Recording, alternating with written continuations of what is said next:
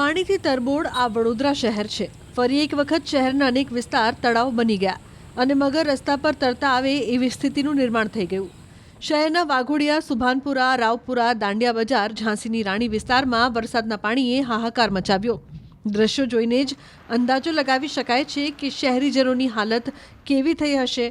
નવરાત્રી પહેલા આ છેલ્લો રવિવાર હોવાથી અનેક લોકો ખરીદી માટે નીકળ્યા હતા, પરંતુ બપોરે વરસાદે તાંડવ મચાવ્યું અને તંત્રના પાપે પાણી ભરાયું, જેમાં લોકો આ રીતે ફસાયા।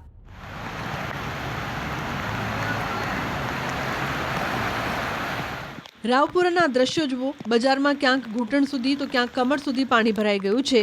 અહીં તો એક બાઇકની સીટ સુધી પાણી ભરાયેલું દેખાઈ રહ્યું છે। બાઇક અને કાર ચાલકો પરેશાન છે। રાહદારીઓ પડતા પડતા ઘરે જવા મજબૂર છે। દુકાનોમાં પાણી ભરાઈ જતા વેપારીઓએ ફરી લાખોનું નુકસાન સહન કરવાનો વારો આવી શકે છે। શું કહેવાનું તો દર વર્ષનું છે। આ તો તંત્રની જવાબદારી કેવી છે તમે જોઈ રહ્યા છો, કામગીરી કેવી છે બધું દેખાઈ રહ્યું છે। બધું પાણી કેટલું દર વર્ષે જ આવે છે અને આ વર્ષે તો 5 થી 6 વખત આવી ગયું છે।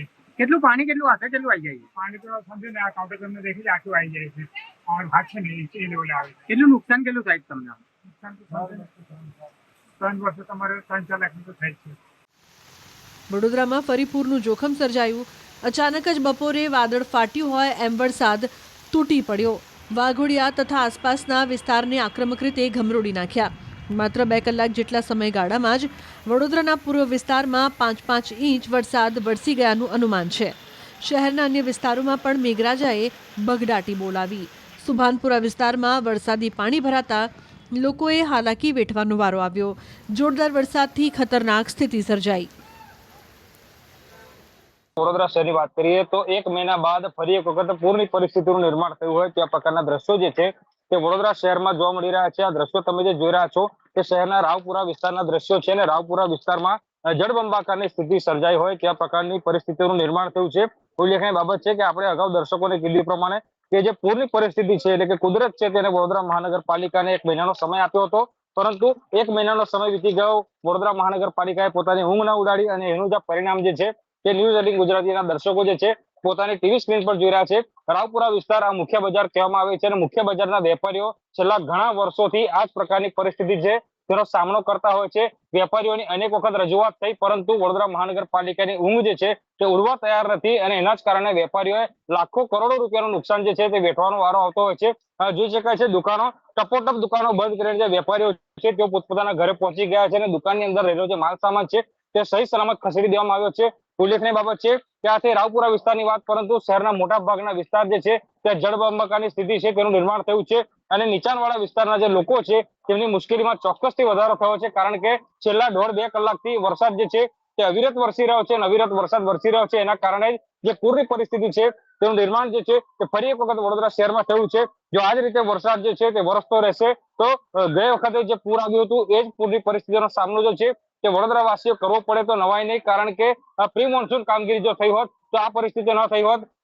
કીધું પ્રમાણે કે આ વર્ષની વાત નથી, પરંતુ દર વર્ષે વડોદરા વાસીઓ અને ખાસ કરીને રાવપુરા વિસ્તારના જે વેપારીઓ છે તેઓ આ જ પ્રકારની હાલાકી જે છે તેનો સામનો કરતા હોય છે।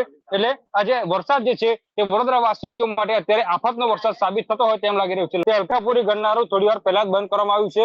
એના પછી જેતલપુર ગરનાળાની વાત કરીએ તો જેતલપુર ગરનાળું જે છે તે બંધ કરવામાં આવ્યું છે। પ્રિય લક્ષ્મી મિલ વાળું જે ગરનાળું છે એ પ્રિય લક્ષ્મી મિલનું ગરનાળું છે તે પણ બંધ કરવામાં આવ્યું છે। બીજી વાત કરીએ કે મેં કીધું પ્રમાણે કે વિશ્વામિત્રીની જે સપાટી છે એ 20 ફૂટ સુધી પહોંચવાની તૈયારીમાં છે। એટલે જે નીચાણવાળા વિસ્તાર છે કે તલસટ છે, જામવા છે, મકરપુરા છે, તલસાલી છે, એના સહિતના કલાલી સહિતના જે જુદા જુદા વિસ્તાર છે, કારેલીબાગ, જલારામનગર છે, તે તમામ જગ્યા પર જે ઝુંપડપટ્ટી એરિયા છે ત્યાં પણ વરસાદી પાણી જે છે તે ભરાવાની શરૂઆત જે છે તે થઈ ગઈ છે। ઉલ્લેખનીય બાબત છે કે રસ્તો જે છે સુમસડાક જોઈ શકાય છે। એકલ દોકલ વાહન ચાલક છે તે પોતાના જીવના જોખમે અહીંયાથી પસાર થઈ રહ્યા છે। આ રસ્તો એ જ છે કે જ્યાં સામાન્ય દિવસ હોય ત્યારે હજારોની સંખ્યામાં લોકો અવરજવર કરતા હોય છે। આ જગ્યા પર ટ્રાફિક જામના દ્રશ્યો સર્જાતા હોય છે, પરંતુ આજે વરસાદ વરસ્યો તેમાં જળબંબાકારની પરિસ્થિતિ સર્જાઈ અને જળબંબાકારની સ્થિતિ વચ્ચે અત્યારે રસ્તો જે છે તે સુમસડાક બન્યો હોય તેમ લાગી રહ્યું છે અને પછી વેપારીઓ હોય કે પછી સામાન્ય નાગરિકો હોય તમામે તમામ લોકો જે છે પોતાના ઘરમાં બેસી રહેવા માટે મજબૂર બન્યા હોય ત્યાં પ્રકારની પરિસ્થિતિનું નિર્માણ જે છે તે વડોદરા શહેરમાં થયું છે। આ સુભાનપુરા વિસ્તારમાંથી ન્યૂઝ 18 ગુજરાતીના એક દર્શક છે તેમના દ્વારા એક વિડીયો મોકલવામાં આવ્યો છે કે સુભાનપુરા વિસ્તારમાં જે સોસાયટીઓ છે તે સોસાયટીઓમાં પાણી ભરવાની શરૂઆત જે છે કે થઈ ગઈ છે. કલાલી વિસ્તાર છે, વડસર વિસ્તાર છે, ત્યાં જે આસપાસની સોસાયટીઓ છે એ સોસાયટીઓમાં પ્રવેશ કરવાનો જે રસ્તો હોય છે એ રસ્તા ઉપર જે છે તે પાણી ભરાવાની શરૂઆત થઈ ગઈ છે. અગાઉ પણ ન્યૂઝ 18 ગુજરાતી અહેવાલ દર્શાવ્યો હતો કે વડોદરા શહેરમાં કટકીખોર અધિકારીઓ અને જે પાપી બિલ્ડરો છે તેમના પાપે જ વડોદરા શહેરમાં પૂરની પરિસ્થિતિ સર્જાય છે. ત્યારે ફરી એક વખત આ માનવ સર્જિત પૂર છે. વડોદરા શહેર ઉપરાંત ગ્રામ્ય પંથકમાં પણ વરસાદે તોફાની બેટિંગ કરી. પાદરા, સાવલી, કરજણ, ડભોઈ, વાઘોડિયા, શિનોરમાં ધોધમાર વરસાદ વરસ્યો. ફરી એક વખત વિશ્વામિત્રી નદીના જળસ્તરમાં વધારો થવાની આશંકા છે.